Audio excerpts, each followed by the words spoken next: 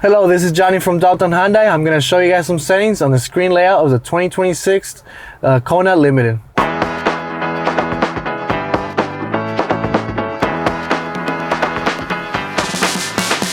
Here's how to access your screen layout. You're going to swipe left here. You're going to go to Setup. From here, you're going to go to Screen Layout. And you have a cluster theme selection, so you can actually adjust your gauge style.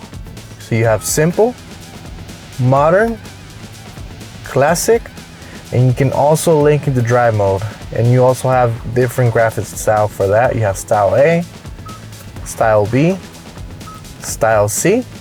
And also if you go to screensaver here, you can adjust your clock here. You can click the settings here. You can have your own theme for that as well here.